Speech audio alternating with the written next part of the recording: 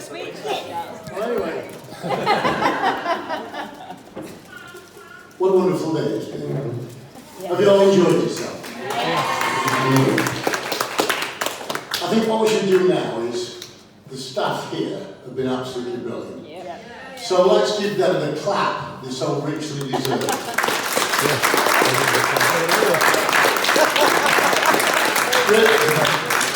Really, my talk's not very long because I think now's a good opportunity to let the Wood family know where the Wills and the Hurleys are coming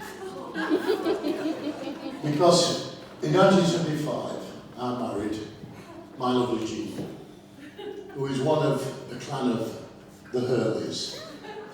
Now, one of the Hurleys can't be here today, and I'm very sad for that because he's tested positive. Yeah. His blood sugar 138, so he's doing 6 months in Leicester. What I'd like to tell you is many years ago, Jean's a bit of an art buff. Can you see that face? She's an art buff, and many years ago, we went to Pompeii. Has anybody been? Yes. Anybody been? It's a wonderful place. Because in there was a volcano and it erupted in 79 AD. And we walked around the beautiful buildings, absolutely in perfect condition. No roof, of course. And we went into the home of one Primus Stovus, the leading light from Rome. And he was a wine merchant. And his property is one of the best for the murals. The murals are absolutely perfect. The colours are wonderful, they've ever been. And Jean, at that time, smoked. When it's pulled on. When it's pulled on. Anyway, the lovely guy said, "Madam, you can't smoke here." And she went, on the walls. So we were escorted off. Immediately escorted off. And then we went to the museum in Bilbao, the Guggenheim, and we're in there, and it's a wonderful museum full of works from Buckminster Fuller, Frank Lloyd Wright. They're all very postmodernist work. I don't know. Have you been, Anne? Because you're quite clever, aren't you? Not yet? Yeah, that's it. And we went, and there were all these strange shapes, all these metallic shapes. And as we were leaving the museum, Jean said to the gentleman on the door, "What's this conical shape?" He says, "It's a fire extinguisher."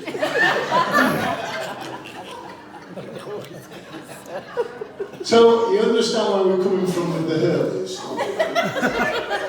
Well, we got our first house and we moved into a place at Tupton.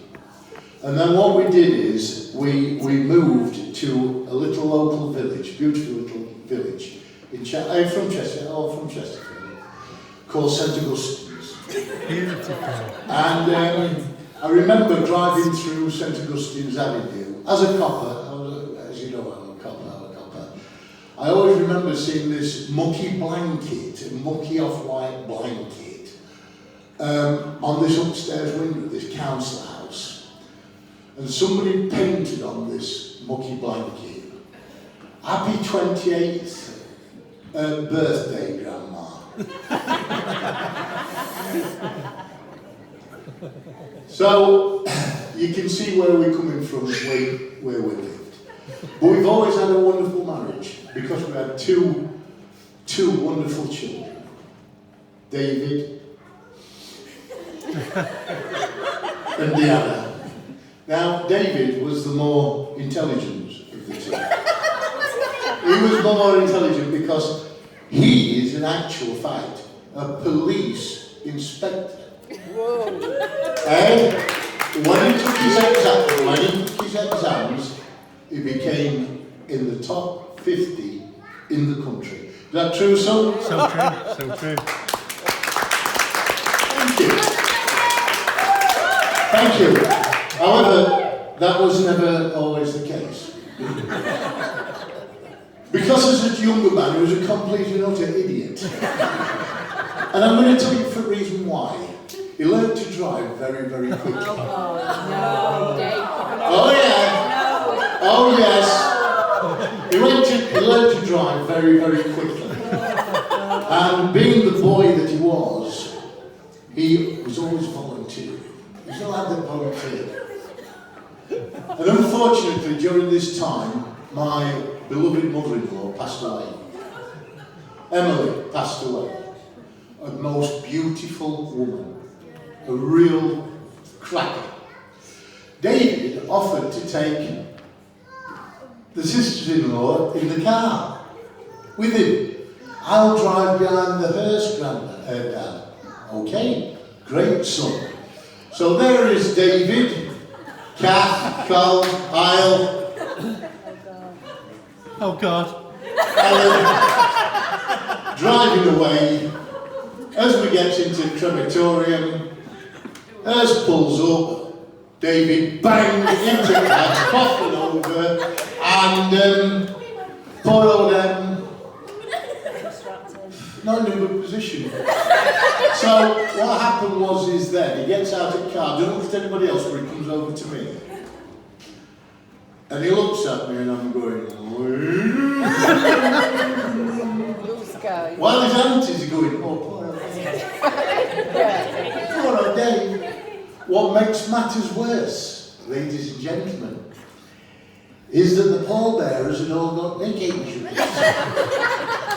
So when they were taking the poor lady into the crematorium, it looked like something from Hammer, House of Horror. It was the first ever whiplash pandemic. Thanks for that. Thanks for sharing that. Yeah. So now we'll move on to child number 2,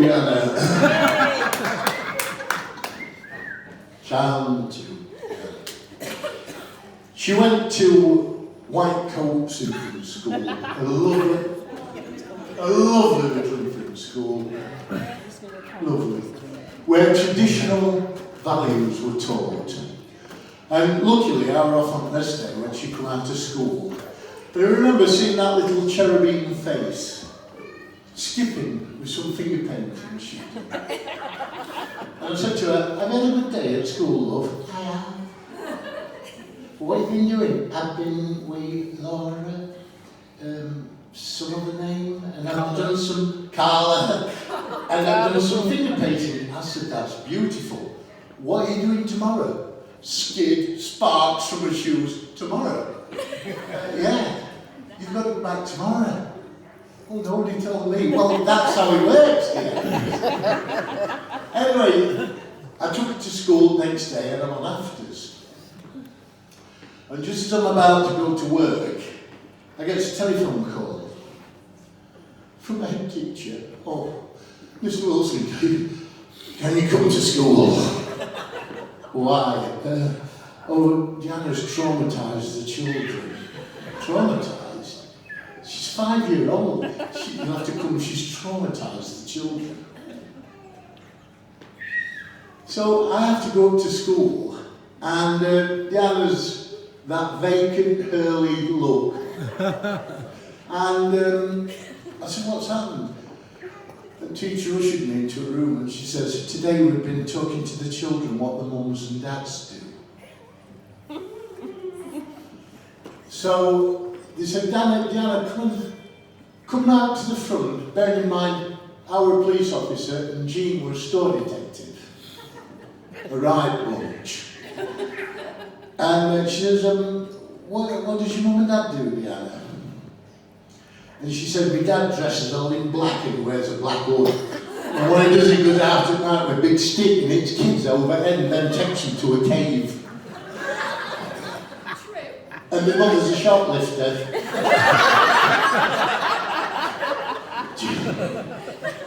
So that was a day who also put school telling them that all police officers weren't bad. But she's also a very, very accomplished singer. A very, very good singer. She's been in a couple of bands, of which I'm very proud. And one of the things that she did is, when Pat, have you all met Pat? This is Pat Ailes. Show your face, Pat. Show your face, Pat. She's actually the only woman ever to be kicked out of Scotland for drunkenness. The Procurator Fiscal actually kicked her out of the country. She's the only woman I know that wears square-toed shoes so she can get closer to the bar. However, she's doing a bit of work. The girl's doing a bit of work, and I love her for this. She's working with all the drunks, all down and outs, all pimps, prostitutes, everybody else, and she's working closely with them. She's a cook. And she cooked in that pub at Spa Lane Vaults at Wetherspoon. That's how she looks after those people. This woman here. Anyway, what happened was she couldn't do a gig. And it's coming to an end now. It's coming to an end. And what happened was we were doing this gig, and it was at Hassett Hall. You bet. Eileen's rich one. she's one of Eileen, stop when you head. She's very rich. They go everywhere. Don't you? Yeah, of course. Colleen likes to drink.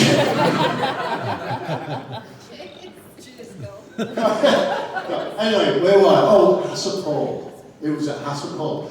And what's your name again? You could make it, could you? No. What were you doing? You were drinking, weren't you? With mates? Yeah, and what happened was, Diana wanted to stand in for it. And she did, didn't you, Dad? And so what we did, Diana said to me, Dad, we need to go and have a look at the venue. And have you all been to Hassett Hall? Have you? It's great, isn't it? And as we were walking through the playground, this little Jack Russell dog come out. And it never focused on me. It didn't focus on it, it focused on her. And this dog grabbed over her trousers and started banging. And as you know, she doesn't swear. She doesn't swear. But she was kicking this dog off. And as she does so, she likes animals. This woman, who was obviously the matron, stuck out of the top window, and she said, "Kick its balls." So Diana, without asking, went pow and launched this dog into the. And she said, "No, it's plastic balls."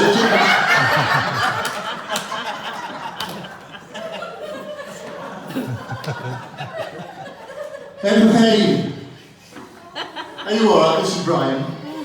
Yeah. Brian always looks constantly confused. And that's because he's married to Dawn.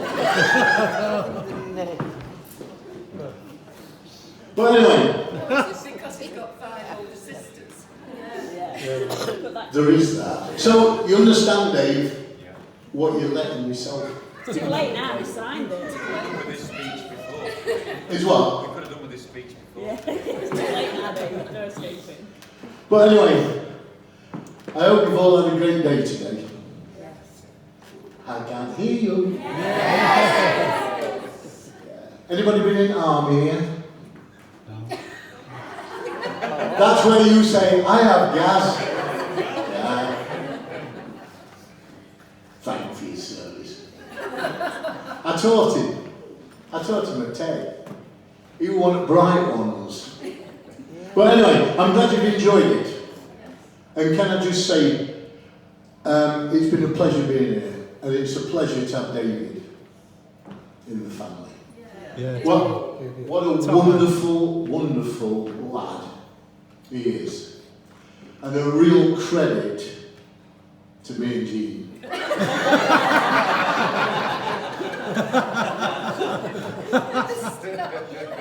Only joking.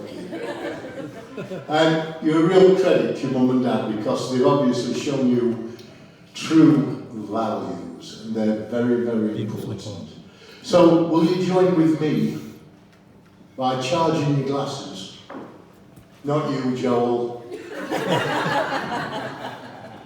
And let's give thanks to their union.